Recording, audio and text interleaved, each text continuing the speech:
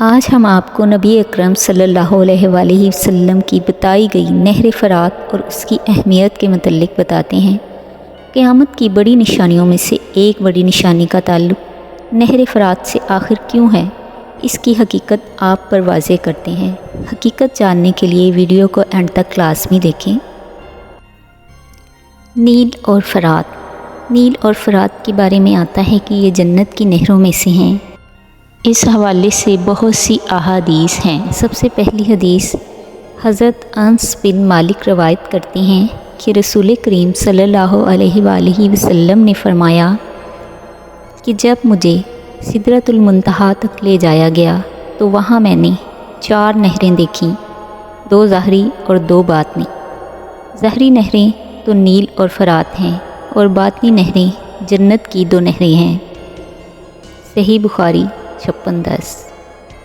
حضرت ابی بن کعب نے حدیث مبارکہ روایت کی ہے کہ رسول اکرم صلی اللہ علیہ وآلہ وسلم نے فرمایا، وہ وقت قریب ہے کہ دریائے فرات سونے کے ایک پہاڑ کو ظاہر کرے گا۔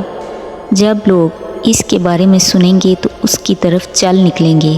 جو لوگ اس پہاڑ کے قریب ہوں گے وہ کہیں گے کہ اگر ہم نے دوسرے لوگوں کو اس میں سے سونا لے جانے کی اجازت دے دی تو وہ سب کا سب لے جائیں گے۔ وہ اس پر جنگ آزما ہوں گے تو ہر 100 میں سے 99 قتل ہو جائیں گے۔ صحیح مسلم 72-76۔ دریائے فرات کوہ ارارات کی برف پوش چوٹیوں سے نکلتا ہے۔ کوہ ارارات کے پہاڑوں کے بارے میں کہا جاتا ہے کہ سیدنا نوح علیہ السلام کی کشتی طوفان نوح کے اختتام کے بعد یہاں آ کر رکی تھی۔ اس سے نکلنے والے دریا کو فرات کہا جاتا ہے۔ اس دریا کے کناروں پر ایک بڑی تہذیب آباد تھی جسے بابل کی تہذیب کہا جاتا ہے۔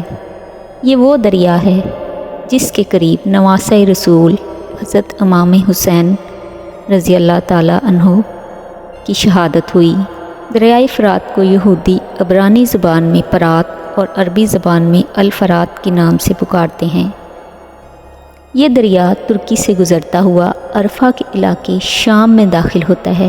عرفہ وہی شہر ہے جہاں سیدنا ابراہیم کو نمرود نے آگ میں پھینکا تھا۔ جرابلس کے شہر سے گزرتا ہوا یہ دریا بڑے صحرا نما میدان میں داخل ہو جاتا ہے جہاں آماک اور دابق کے مقامات ہیں۔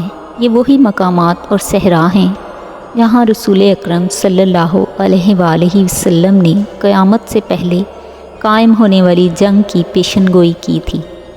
آخر یہ جنگ قیامت سے پہلے کیوں ہوگی اور اس کا قیامت سے کیا تعلق ہے؟ اس جنگ میں اہل روم یعنی یورپ 80 جھنڈوں تلے اکٹھے ہو کر لڑنے آئیں گے۔ عبداللہ بن سعید الکندی روایت کرتے ہیں کہ رسول اللہ صلی اللہ علیہ وآلہ وسلم نے فرمایا، ان قریب دریائے فرات سے سونے کا ایک خزانہ نکلے گا، بس جو کوئی وہاں موجود ہو وہ اس میں سے کچھ نہ لے۔ صحیح بخاری 71-19۔ ناظرین، آپ اچھی طرح سے جانتے ہیں کہ مسلمانوں کے عقائد کے مطابق قیامت پر یقین رکھنا ایک اہم عقیدہ ہے جس کی وجہ سے ہمارا ایمان مکمل ہوتا ہے۔ نبی اکرم صلی اللہ علیہ وآلہ وسلم نے قیامت کی چند نشانیاں مسلمانوں کو بتائیں۔ قیامت کی بڑی نشانیوں میں سے جو نشانیاں نبی اکرم صلی اللہ علیہ وآلہ وسلم نے ہمیں بتائی ہیں ان میں سے دریائے فرات سے سونے کا پہاڑ نکلنا اور خاصی تعداد میں لوگوں کا اس کے لیے جنگ کرنا اور پھر مارے جانا بھی شامل ہے۔ ناظرین، ایک مسلمان ہونے کی حیثیت سے ہمارے عقائد اور مذہب کے مطابق نبی اکرم صلی اللہ علیہ وآلہ وسلم جو کہ ہمارے آخری نبی الزماں ہیں، ان پر ایمان لانا اور ان پر نازل کتاب قرآن پاک پر ایمان لانا ہمارے دین کا اہم حصہ ہے۔ نبی اکرم صلی اللہ علیہ وآلہ وسلم کی احادیث مبارکہ کے مطابق کئی سالوں سے نہر کا کلائمیٹ چینج ہونے کی صورت میں نہر سوکھنا شروع ہو گئی ہے اور اب یہ اس قدر سوکھ گئی ہے کہ اس میں سے پرانی وادیاں برآمد ہونا شروع ہو گئی ہیں۔ ناظرین، یہ کوئی اتفاق نہیں۔ ابھی کچھ ہفتوں پہلے ہم نے دیکھا کہ کس طرح مکہ کے پہاڑ اور ریگستان بارش کے بعد ہرے بھرے سرسبز ہو گئے اور اب नहर फ़रात का सूख जाना। हम रोज़ बरोज़ क़यामत से बहुत करीब होते जा रहे हैं। मेरी अल्लाह ताला से दुआ है कि अल्लाह ताला हमें हदायत की रोशनी से मनव्वर करे और हमें नेक अमाल करने की तौफ़ीक अता फ़रमाए। आमीन या रब्बुल आलमीन। इस्लामी तारीख़ी मालूमाती वीडियोस देखने के लिए मेरे चैनल को सब्सक्राइब, वीडियो को लाइक और शेयर ज़रूर कीजिएगा। बेल आइकन ज़रूर दबाएं ताकि आपको आने वाली वीडियोस का नोटिफिकेशन मिलता रहे।